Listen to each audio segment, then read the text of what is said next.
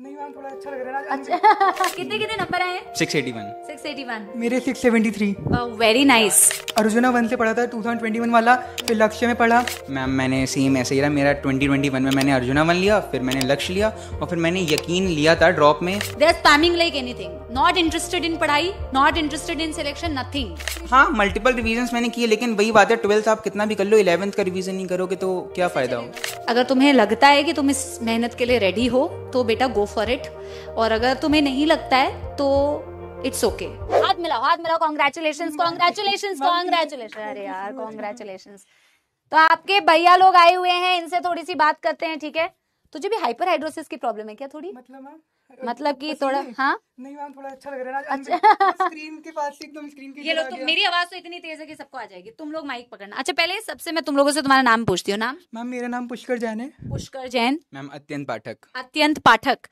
तो आप लोग कहाँ से आए हैं पहले ये बताओ। मैम मैं तो सागरपुर से आया हूँ, जनकपुरी में अच्छा, पढ़ता मतलब हूँ। दिल्ली से ही है? हाँ जी। तो मैम मैं यूपी यूपी से कहाँ? फर्रुखाबाद। ओ ओके ओके। कौन से बैच से पढ़े हो? मैम मैं तो अर्जुना 1 से पढ़ा था 2021 वाला, फिर लक्ष्य में पढ़ा, फिर यकीन 2.0। 2021 से आपका जो फर्स्ट बैच था, पहला बैच। यस मैम, मैम आपसे उसमें पढ़े, फिर चिरकुट के जमाने के बच्चे हम। फिर लक्ष्य में आपने रिवीजन लेक्चर करे, लक्ष्य 2.0 में, तब मैंने आपसे रिवीजन करे थे क्योंकि 11 में आपसे पढ़ा था। अब यकीन 2.0 है, तब भी मैं लेक्चर आपके देखता था जहाँ से आप मिलते थे मेरे को, और एमडी सेट से पढ़ता था बाकी तो। और तेरा? मैम मैंने सेम ऐसे ही रहा, मेरा 2021 में मैंने अर्जुना 1 लिया, फिर मैंने लक्ष्य लिया और फिर मैंने यकीन लिया था ड्रॉप में मेरे, क्योंकि मुझे ऐसा था 11 तो बहुत अच्छी गई थी, लेकिन फिर ये है कि 12th में स्कूल चला, तो स्कूल में एक तो मैं हाउस कैप्टन बन गया था स्कूल में। कितने कितने नंबर आए हैं? 681। 681। मेरे 673। Very nice. काउंसलिंग तो हो गई होगी?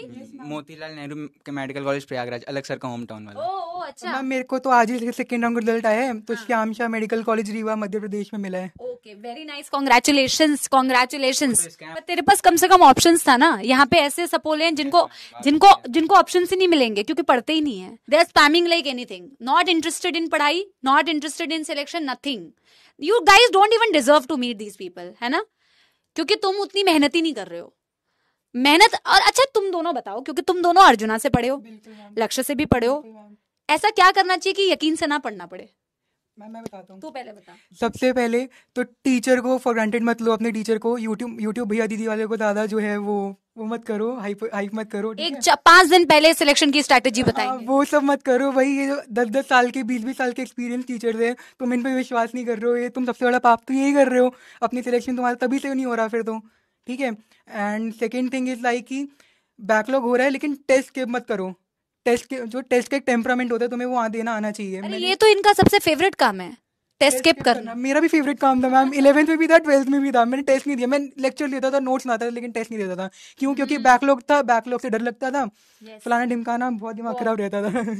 ऐसा है ना मैम, मैं एक तो हाउस कैप्टन था, को करिकुलर एक्टिविटीज में पार्टिसिपेट किया, मेरी पूरे साल में केवल 4 या 5 एब्सेंट हुई थी पूरे स्कूल में। जितना टाइम स्कूल खुला। हाँ स्कूल बहुत ज्यादा गया, तो मतलब 11th मेरी इतनी अच्छी गई थी, जैसे बच्चों की बेकाच लिया थी, मेरी 11th इतनी अच्छी गई थी। स्टार्टिंग मेरे 640 650 मार्क्स आ रहे थे सर टेस्ट में, मैंने सारे टेस्ट दिए थे 11th में जितने हुए थे। 12th की स्टार्टिंग मेरे 630 640 मार्क्स आ रहे थे, 2-3 टेस्ट तक आए। उसके बाद क्या हुआ, स्कूल ज़्यादा हुआ, स्कूल में फाइल्स बनाना, प्रोजेक्ट करना, फलाना ढिमकाना, ये सब चीज़ें, उन सब में ज़्यादा टाइम गया। क्लासेस मैंने सारी ली, बैकलॉग मेरा पूरे ये 2 साल में कतई नहीं आया, एक बैकलॉग नहीं आया, जबकि मैं आगे चलता था। मैं आप ये ड्रॉपर की कहानी बताऊंगा। तो फिर ऐसा हुआ, लेकिन इतने सब हुआ तो उससे रिवीजन का टाइम नहीं मिला, केवल क्लास ले पाता था मैं स्कूल के बाद अपनी, और केवल क्लास ले पाता था, रिवीजन का टाइम नहीं मिला। टेस्ट नहीं दे पाया मैंने, केवल 12th में 3 या 4 टेस्ट दिए होंगे स्टार्टिंग में, फिर नहीं दे पाया। तो मुझे एंड तक आते आते ये पता लग गया था कि 12th में तो सिलेक्शन नहीं होगा। तो फिर मैंने ये सोचा कि नहीं होगा कोई।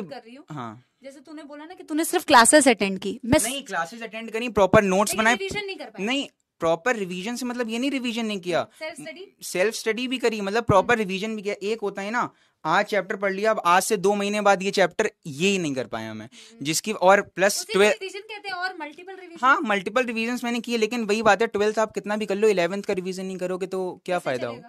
तो वही मतलब तो 12th के साथ साथ तो कर रहा था, लेकिन 11th तो तेरा नहीं हो पा रहा था। मैंने सोचा था टाइम निकालूंगा, लेकिन टाइम नहीं निकल पा रहा था। अब यही बात है, और टेस्ट नहीं दे पाया मैं, इसलिए वैसे 12th के एंड तक आते आते मुझे ये पता लगा था कि मेरा 12th में नहीं हुआ। कोई बात नहीं, कॉन्सेप्ट जितने स्ट्रॉन्ग कर सकता हूँ मैं कर लूँ, क्योंकि ये मेरे ड्रॉप में काम आएगा। तो फिर इसीलिए मैंने अपने कॉन्सेप्ट सारे स्ट्रॉन्ग करे, सारी क्लासेस ली, अच्छे से प्रॉपर रिवीजन किया। उसके बाद बोर्ड्स के बाद 1.5 महीना था नीट 2023 के लिए। मैंने सोचा होना है नहीं, टाइम मैं क्यों बर्बाद करूं। मैंने मैम अप्रैल से ही तैयारी शुरू कर दी, और अप्रैल से तैयारी शुरू करने के बाद से फिर मैं पढ़ता गया। मैंने 6 टेस्ट सीरीज ली थी ड्रॉपर में। मैंने टोटल पूरे साल में 130 टेस्ट दिए हैं। और मैंने अपना पूरा स्लिप, और मैंने हाँ रिकॉर्डेड लेक्चर लिए, लाइव लेक्चर्स में स्टार्टिंग में 11 में जोश था, जुलाई तक लिए थे। उसके बाद मैं प्रॉपर रिकॉर्डेड पे रहा हूँ, क्योंकि मैम लाइव में जैसे ही बच्चे लिख देते हैं, हाँ स्पैम करते रहते हैं, आप डांटने लगती हैं। मानी 5 मिनट 10 मिनट चलेगा, तो मैंने वो 10 मिनट वाला पार्ट काट दिया, स्किप कर दिया। तेरे पास चॉइस है कि तू स्किप कर सकता है, करेक्ट बात है। चॉइस होती है, इसीलिए हमेशा रिकॉर्डेड क्लासेस मैं प्रेफर करता हूँ जब भी कोई मुझे पूछे, क्योंकि लाइव लेक्चर में ही होता है, किसी ने आप लिखा, अब आपको गुस्सा आया, आपने डांटा, तो 5-10 मिनट चलेगा, तो वो पार्ट स्किप कर दो। और मानो कोई बच्चे बार बार स्पैम करते, दोबारा समझाते, दोबारा, अब मुझे एक बार समझ में आ गया, ट्रू, बार ये हमने बहुत फील किया है कि एक पढ़ने वाला जो बच्चा होता है, हो सकता है कई सारे बच्चों को एक बार में समझ आ जाता है, ज्यादातर परसेंटेज, क्योंकि यार हम ऑलरेडी बहुत रिपीट करते हैं।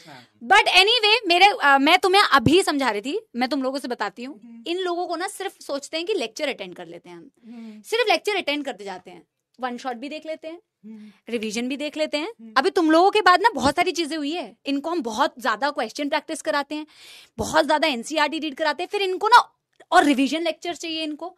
ये सिर्फ चाहते हैं कि टीचर का लेक्चर अटेंड करें, इनको खुद से सेल्फ पढ़ने में कोई दिलचस्पी नहीं है। क्या इससे फायदा है इनको? जो स्पून फीडिंग एक तरह से होगी ना, हम कि खुद से मेहनत ही नहीं करनी है, कि टीचर तुम्हें खाना बना भी रहे, खाना परोस भी रहे, और एक तो तुम्हारे मुंह में आके डाल भी रहा है, तुम्हें बस डाइजेस्ट करना हो उस चीज को, तो इतना काम तो तुम कर सकते हो ना, वो तुम्हारे एंजाइम्स की गोली डाल के तुम्हें डाइजेस्ट कराएगा। कायदे में हर बच्चे को एक काम करना चाहिए, हर सब्जेक्ट की एक पेपर ले, सारे चैप्टर्स लिख के, हर बार रिवीजन के साथ +1 लिख के, +1 लिख के, +1 लिख के।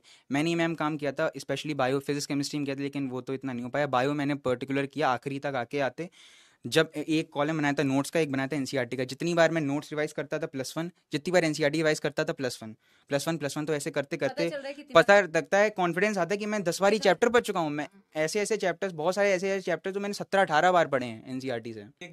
कोई भी मोनोटोनस काम करते करते बोर हो जाते हैं, बट देखो यार, आगे पढ़ाई बहुत सारी करनी है तुम्हें, है ना। इन लोगों को दे ऑल्सो नो कि अभी बहुत मेहनत करनी बाकी है, और अगर तुम्हें लगता है कि तुम इस मेहनत के लिए रेडी हो तो बेटा गो फॉर इट, और अगर तुम्हें नहीं लगता है तो it's okay, there are good options also. मैं इस चीज से बिल्कुल भी वो नहीं करती हूँ कि आप अगर ये नहीं करोगे तो कुछ नहीं करोगे। You have plenty of examples. लेकिन ये बात मैं पहले भी कह चुकी हूँ, जिस भी फील्ड में जाओ, तुम्हें एक्टर बनना है स्ट्रगल करना पड़ेगा, तुम्हें टीचर बनना है तो भी स्ट्रगल करना पड़ेगा, तुम्हें डांसर बनना है तो भी स्ट्रगल करना पड़ेगा। अरे कोई भी फील्ड चुनोगे, सब में स्ट्रगल है। कोई भी फील्ड चुनो, लेकिन रियलाइज जल्दी करो। अब both of them have realise, जैसे ही टोल्ड कि यार इसको रियलाइज हो गया था 12th के साथ साथ तो मेरा नहीं होगा। जितनी जल्दी रियलाइजेशन होती है ना, उतना तुम समय रहते सही डिसीजन बना पाते हो। तो समय रहते ही समझ गया कि यार मैं अप्रैल से ही तैयारी शुरू कर देता हूँ, मई में नीट का एग्जाम था जबकि, तो मैं तैयारी शुरू कर देता हूँ क्योंकि मेरे को अगले साल के लिए आसानी हो जाए। Don't bother what other people are saying, do what you want to do, but do it whole heartedly, बिल्कुल डेडिकेशन के साथ में, ईमानदारी के साथ में करो। डे 1 से बताती आ रही हूँ। तो इसी बात के साथ में बेटा बहुत बहुत धन्यवाद कि आप लोगों ने क्या बोलते हैं, इतना बेटा थैंक यू, कॉन्ग्रेचुलेशन। सारे भैया लोगों को वापस से कॉन्ग्रेचुलेशंस करो और कहो कि हम प्रॉमिस करते हैं कि हम भी बहुत अच्छे ऐसे रिजल्ट लेके आएंगे और फिर स्क्रीन के इस तरफ आएंगे, ठीक है।